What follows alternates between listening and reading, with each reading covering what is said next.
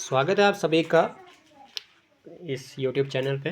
और आपका अपना अजीत सर के नाम से YouTube चैनल है जिसमें हम क्लास 10th के मैथमेटिक्स की सीरीज़ चलाई हुई है। इंपॉर्टेंट क्वेश्चंस जो आपके पास श्योरिटी है कि इन्हीं में से पेपर में आपके पास क्वेश्चन आएंगे, ठीक है। और जैसे कि हमने पिछली वीडियो में एक्सरसाइज चैप्टर नंबर 1 जो है रियल नंबर्स, उसका एक्सरसाइज नंबर 1.2 का क्वेश्चन नंबर 1 को पूरा डिस्कस कर दिया था, बिकॉज ये इंपॉर्टेंट है। क्वेश्चन नंबर 2 भी आपका इंपॉर्टेंट है एंड क्वेश्चन नंबर 4 आपका इंपॉर्टेंट है। तो क्वेश्चन नंबर 2 को हम डिस्कस कर देंगे इस वाली वीडियो में और क्वेश्चन नंबर 4 को डिस्कस करेंगे, ठीक है जी। तो सबको डिस्कस करेंगे, ठीक है। तो कैसे करेंगे देखते हैं। जैसे कि क्वेश्चन नंबर 2 क्या बोलता है find the LCM and HCF of the following pairs of integers and verify that the LCM into HCF is equal to product of two numbers. Product of two numbers. ठीक है जी।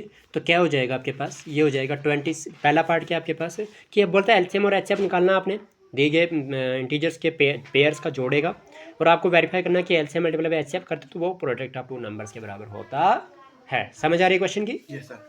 तो पहला question है आपके पास 26 and 91 आपके पास pair of integer दिया हुआ है। तो देखते हैं 26 एंड 91 बाय प्राइम फैक्टराइजेशन से करने की कोशिश करेंगे। 26 के जब आपने फैक्टर निकाले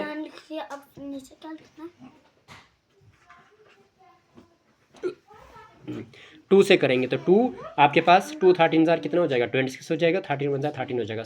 इधर एंड 91 की बात करेंगे तो 7 3 13 91 हो जाएगा और 13 1 13 हो जाएगा। 26 का देखा हमने 2 इंटू 13 आ गया और 91 का देखा हमने 7 इंटू 13 आ गया, है ना।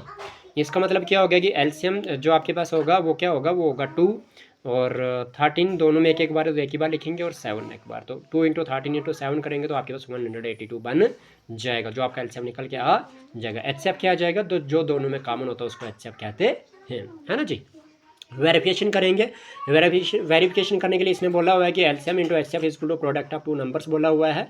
तो 182 मल्टीप्लाई बाय 13 करोगे इज इक्वल टू में 26 मल्टीप्लाई बाय 91 हो जाएगा आपका, है ना जी। जिसमें क्या हो जाएगा आपके पास 182 मल्टीप्लाई बाय 13 करते तो 2366 बन जाता है और 26 मल्टीप्लाई बाय 91 करते तो ये भी 2366 बन जाता है, जिससे आपका left hand side is equal to right hand side निकल जाता है। तो इसलिए हमारे पास हैंस जो आपका वेरिफिकेशन थी वो प्रूव हो गई है, वेरीफाई हो गई है। तो इस तरह से आपने ये क्वेश्चन निकालना और ये पेपर में भी आता है, मोस्ट इंपॉर्टेंट है। सेकंड पार्ट इसने पूछा हुआ है कि आपने सेकंड पार्ट में 510 एंड 92 को डिस्कस करना है। किसको? 510 और 92 सेकंड पार्ट, है ना जी। तो देख लीजिए 510 and 92, 510 and 92 by prime factorization. जब आप ऐसे करते हो तो क्या हो जाएगा आपके पास, 510 को देखोगे तो सबसे पहले प्राइम नंबर जो है वो 2 है और 1 प्लेस में 0, तो ये 2 से डिवाइड हो जाएगा, इसलिए 2 2s are 4 करेंगे, बचेगा 1 हो जाएगा आपके पास 11, 2 5 10 बचेगा 1 हो गया 10, 2 5 10। फिर आपके पास क्या करोगे, फिर आपके पास क्या करोगे आप देखोगे कि आपके पास 255 आ चुका है, जो आड नंबर है, जो 2 से डिवाइड होने वाला नहीं है। तो 2 के बाद नेक्स्ट प्राइम नंबर आपका 3 देख लेंगे आप। 3 से डिवाइड होता है नहीं होता है तो आपने क्या करना पड़ेगा, डिजिट को सम करना पड़ेगा। तो 2 + 5 7 + 5 12 होता है, 12 3 के टेबल में आता है। इट मीन्स ये 255 भी 3 से डिविजिबल हो जाएगा। तो 3 8 24 होता है, तो 25 - 24 चला गया 1 बचेगा, 1 हो गया 5 के साथ अटैच करने के बाद 15, तो 3 5 15 हो जाएगा, जिसके साथ ये 85 रह गया। और 85 जो है आपके पास 3 से डिवाइड होगा कि नहीं होगा, 8 + 5 13 होता है, जो 3 के डिविजिबल में नहीं आता है, इसलिए 85 is also not a divisible of 3। So we will go to the next prime number, that is 5। 3 के बाद कौन सा प्राइम नंबर है, 5 है। तो 5 से देखेंगे तो 5 का डिविजिबल टेस्ट रूल कहता है कि 1 प्लेस में 5 या 0 होना चाहिए। तो आपके पास 5 है तो 5 1 4 5 करेंगे, 3 बचेगा 35 हो जाएगा, 5 7 35 हो जाएगा, तो आपके पास 17 आ जाएगा, 17 1 17। एंड बात करते हैं 92 की, तो 2 4 8 बचेगा, 1 हो गया 12, 2 6 12 हो जाएगा, 2 2 4 और 2 3 6, तो 23 1 23, है ना जी, सिंपल है। अब आप क्या करोगे, 510 कर दोगे और 510 के आपके पास क्या क्या फैक्टर है, 2 × 3 × 5 × 17, वही आपने लिख दिया। 92 के फैक्टर आपके पास आ जाए 2 × 2 × 23, यही आ गया जी। फिर उसके बाद आपने देखना है इसमें कॉमन क्या आया, कॉमन दोनों में 2 आया हुआ है और कुछ कॉमन नहीं है, ठीक है। उसके बाद देयरफॉर एचसीएफ भी आपके पास 2 आ जाएगा। बात करते हैं एलसीएम की। एलसीएम क्या होगा कि आपके पास जैसे ऊपर 2 है और नीचे भी 2 है, लेकिन ऊपर 2 एक ही बार है, उधर 2 कितनी बार है, 2 बार है, तो आपके पास 2 बार 2 लिखना पड़ेगा आपको मल्टीप्लाई में। 3 एक बार है, तो 5 एक बार है और 17 भी एक बार है और 23 भी एक बार है, ठीक है। तो आपके पास एलसीएम क्या आया, 23,460 जब आप इस सब को मल्टीप्लाई करें गे तो ठीक है जी। वेरिफिकेशन करेंगे तो वेरिफिकेशन में आपके पास क्या हो जाएगा, LCM multiply by HCF is equal to product of two numbers हो जाएगा। सही है कि नहीं? चलिए तो क्या हो जाएगा आपके पास, आप लिखोगे 23,462 मल्टीप्लाई बाय 2, क्योंकि 23,460 जो है वो एलसीएम आया हुआ है और एचसीएफ आपका 2 आया हुआ है। ठीक है, प्रोडक्ट ऑफ टू नंबर्स का मतलब हो गया नंबर 1 जो है वो 510 है और नंबर 2 जो है वो 92 है ना। तो आपके पास क्या हो जाएगा 46,920 बन जाएगा जब आप इस 2 को मल्टीप्लाई करेंगे 23,460 के साथ, तो आपके पास ये बन जाएगा 510 और 92 को अगर आप मल्टीप्लाई करोगे तो आपके पास 46,920 ही बन जाता है। तो therefore left hand side equal to right hand side बन गया, तो हैंस वेरीफाइड हो गया आपके पास ये, है ना जी। तो last part of the question that is 336 and 54 को भी आपने इसी तरह से वेरीफाई करना और एलसीएम और एचसीएफ निकालना है।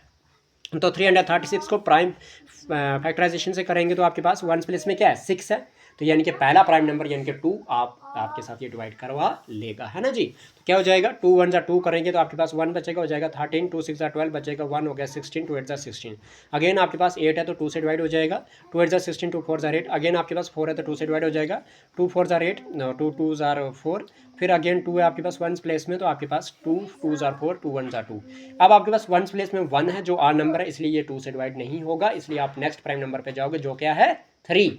तो क्या हो जाएगा 3 7 जा 21 होता है और 7 1 जा 7 हो जाता है ना जी। तो अब आपके पास 54 की बात करेंगे तो आपके पास 1 प्लेस में 4 है, इसलिए ये 2 प्राइम नंबर से डिवाइड हो जाएगा, 2 2 जा 4 बचा 1 हो गया 14, 2 7 जा 14। अब आपके पास 3 से करोगे तो 3 9 जा 27, 3 3 जा 9 और 3 1 जा 3। ठीक है जी। जब आपके पास 336 के आपने प्राइम फैक्टर निकाल दिए, वो आ गया 2 into 2 into 2 into 2 into 3 into 7, और आपके पास 54 के आगे 2 इंटू 3 इंटू 3 इंटू 3। ठीक है जी। अब आपके पास कॉमन क्या है इसमें, इधर एक बार 2 है, ऊपर भी एक बार 2 हो जाएगा, तो इधर ऊपर एक बार 3 है, इधर भी एक बार 3 चुना जाएगा, तो 2 और 3 कॉमन आया आपका, तो 2 3 जा 6 आ गया।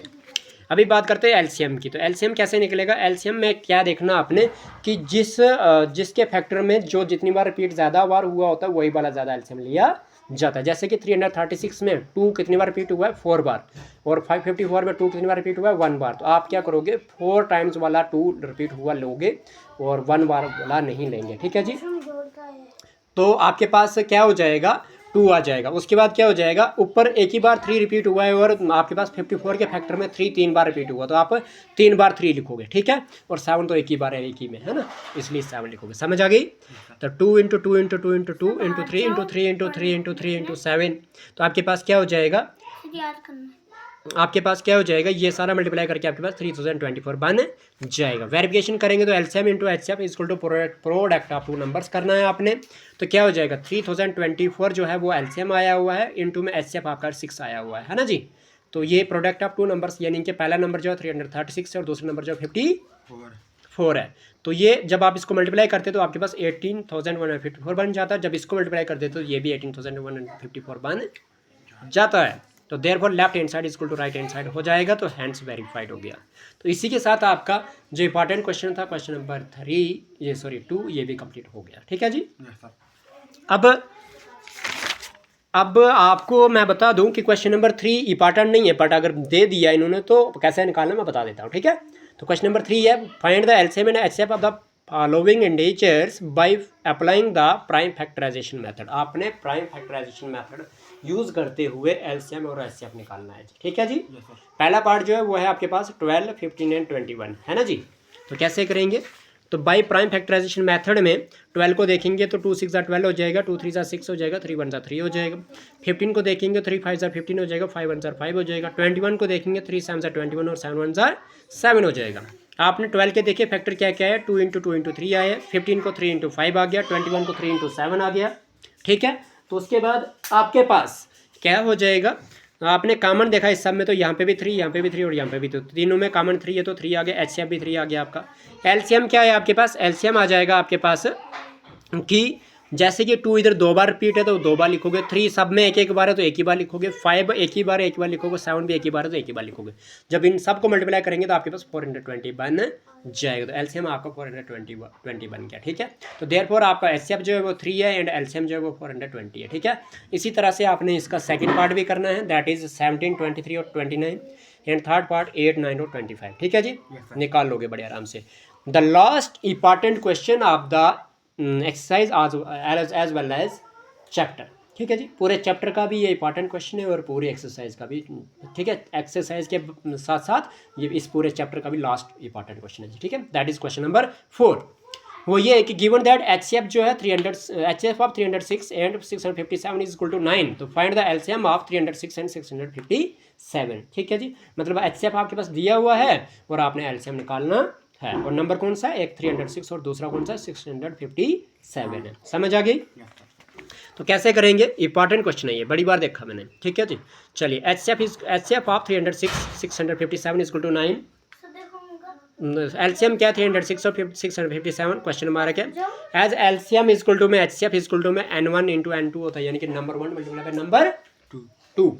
तो LCM multiply by HCF, LCM आपने निकाला, एलसीएम एज इट इज रहेगा। HCF आपके पास 9 दिया हुआ, लिख लोगे मल्टी इक्वल टू में नंबर 1 जो है 306 है, मल्टीप्लाई बाय नंबर 2 जो है वो 657 है। फिर एलसीएम इज इक्वल टू में 306 मल्टीप्लाई बाय 657 हो जाएगा, डिवाइडेड बाई 9 चला जाएगा। एलसीएम इज इक्वल टू में क्या हो जाएगा 9, तो 657 जो है इसको ऐड कर दो, यानी कि ये 9 का डिविजिबिलिटी टेस्ट टूल को अप्लाई करता है या नहीं होता है। ठीक है जी, तो 9 का डिविजिबिलिटी टेस्ट टूल आपको कहता है कि sum of digit should be divisible by 9, है ना जी, सेम जो आपका 3 का कहता है ना जी। तो वहाँ पे 3 का डिविजिबल होना चाहिए, यहाँ पे 9 का होना चाहिए। 6 + 5 11, 11 + 7 18 होता है, 18 9 के टेबल में आता है, इसलिए ये 9 से डिवाइड हो जाएगा। इसलिए 9 1 ज़ा 9, 9 7 ज़ा 63 होता है। 65 - 63 करोगे 2 बचेगा, 2 को अटैच करोगे 7 साथ 27 हो जाएगा। 9 3 ज़ा 27 हो जाता है। तो आपके पास 73 आ गया यहाँ पे ऊपर और नीचे आ गया 1, तो नीचे वाला 1 से लेना देना नहीं होता हमें। तो LCM is equal to 306 multiply by 73 आ जाएगा। जब आप इसको मल्टीप्लाई करते हैं जैसे मैंने यहाँ पे किया हुआ है, तो वैसे आपके पास ये करके आपके पास आ जाएगा 1 10 100 1000 10, यानी कि 22,338 आ जाएगा एलसीएम आपका। ठीक है जी, गॉट इट? तो wish you all the best for the examination. Okay जी, समझ आ गई? पक्का? ओके जी, गुड लक।